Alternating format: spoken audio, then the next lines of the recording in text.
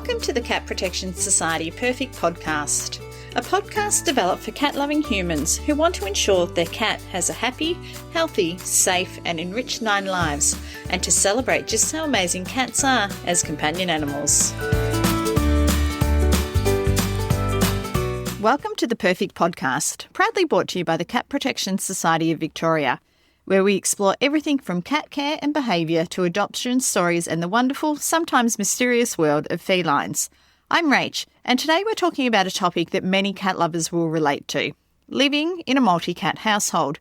Whether you're introducing a new cat to your existing fur family or already juggling a few feline personalities under the one roof, keeping the peace can sometimes feel like a full-time job. To help us unpack what makes multi-cat homes work and how to minimise the hissy fits, I'm joined by 2 of our resident experts, Shelter Manager Em and Caitlin, our Practice Manager. Both have years of experience working with cats of all temperaments and know firsthand what it takes to help them live harmoniously together. Thanks for joining us, Em and Caitlin. We're going to have a chat about multi-cat households and how cat owners can keep the peace. So let's kick off by having a chat around understanding feline relationships. So, Caitlin, I'm going to start with you. Let's start with the basics. Are cats naturally social animals, or are they happier living solo? Majority of cats are definitely happy living by themselves.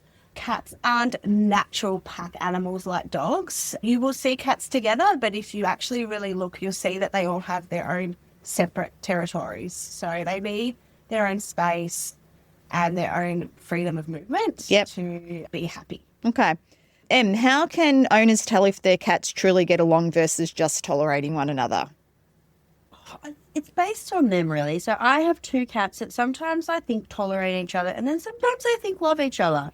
So I like to say it's like people. So sometimes you'll see them cuddling, grooming each other is a really good one as well, eating out of the same food bowl. Some cats, though, will never exist in the same room. So one might sleep on one bed, one might sleep in another. They pass each other in the hallway, but that's really the extent of their relationship. That's tolerating one another. Okay. Caitlin, what are some of the early signs of tension or stress between cats that owners might miss? So I would say some of the early signs would be them not wanting to be in the room with each other. So we're actively avoiding each other. We may pass each other in the hallways and give a bit of a stare. They may not be hissing or carrying on per se, but they're just not wanting to be in each other's space. And then you move on to things like them weeing where they shouldn't, hiding more, sleeping more can be another one where they're just really unhappy being in a household with someone else. Okay.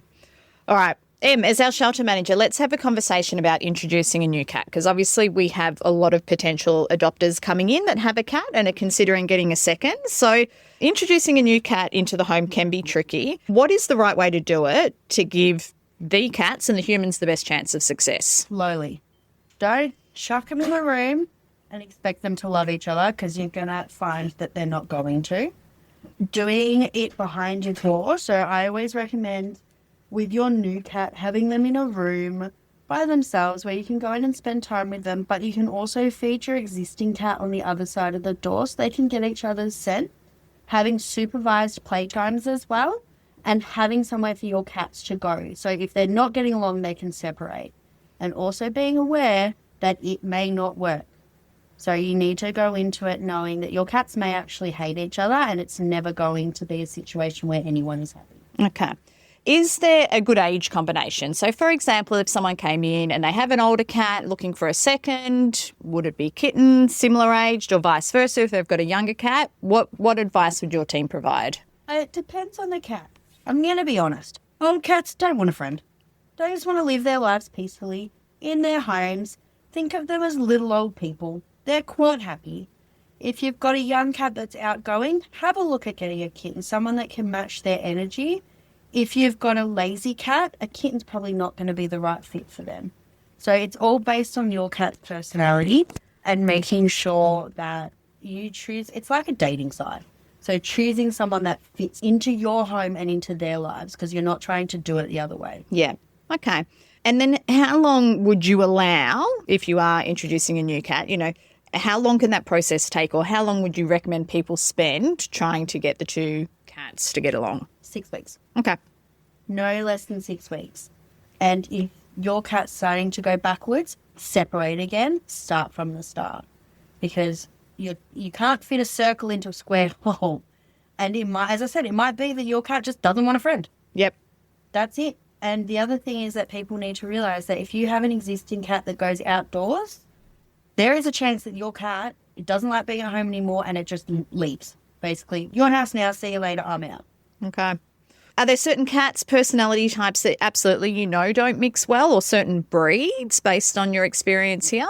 No, I'm not a breedist. All breeds get along. I think there's this whole, and I think Caitlin would get it too, my female cat needs a male cat to be friends. And I think It's a really big myth. yeah. It's so personality based. It's not male versus female, female, female, male, male. It really just depends on their personality. Yeah. Okay. All right. Great insight. Let's have a chat about keeping the peace day to day. So, Caitlin, what are some key environmental tips for keeping multiple cats happy, considering things like litter trays, feeding areas, sleeping spots? What's kind of best practice? Everything's separate. So their litter trays should be separate, their food and water bowls. And I think people forget that water also needs to be kept separate. And when I say separate, I mean not just 2 bowls. I mean separate feeding spaces. So somewhere completely different in the house.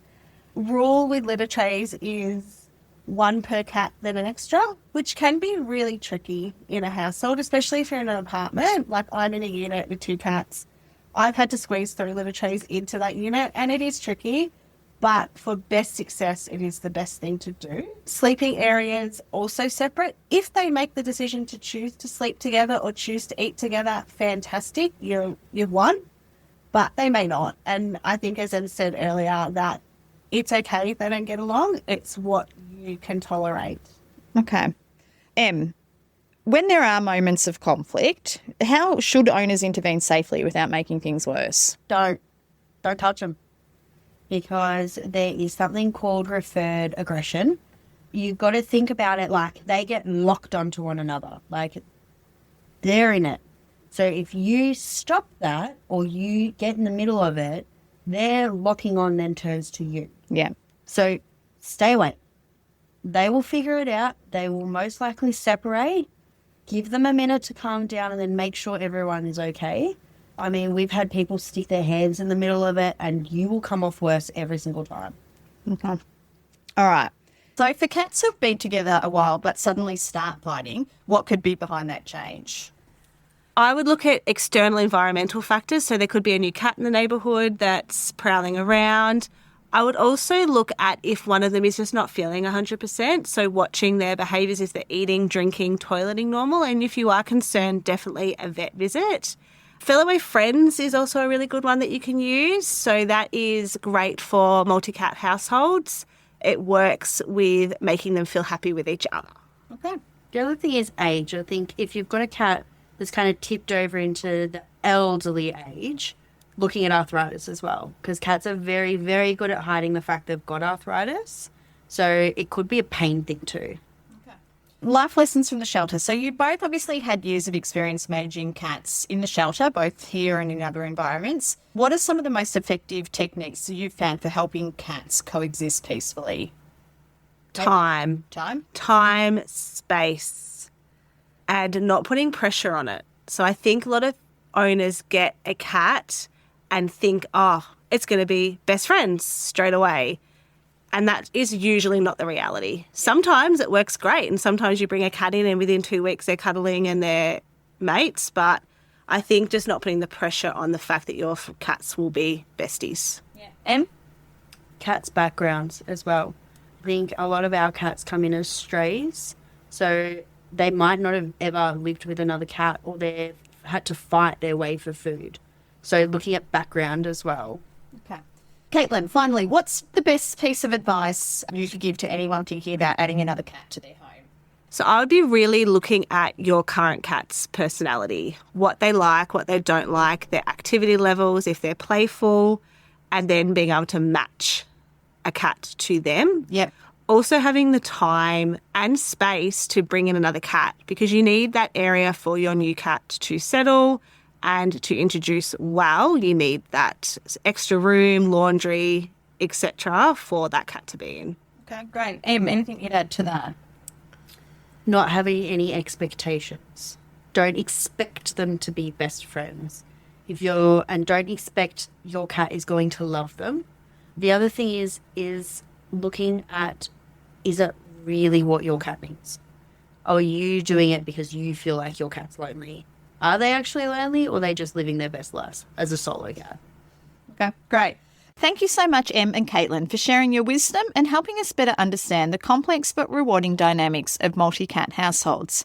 For our listeners, if you're considering adopting a second or third cat, or just want some advice on managing feline friendships at home, our team at the Cat Protection Society of Victoria are always here to help. You can visit our adoption shelter in Greensborough 7 days a week, or find helpful cat care resources on our website at www.catprotection.com.au. Thanks for tuning into the Perfect Podcast. Until next time, give your cats an extra pat, just one at a time to avoid jealousy, and we'll catch you soon. Thank you for listening to another episode of the Cat Protection Society Perfect Podcast. Make sure you subscribe to the show in your podcast app so you don't miss an episode. And we'd love if you can share this podcast with any friends, family or colleagues who all love things cats. In the meantime, you can visit our website at www.catprotection.com.au.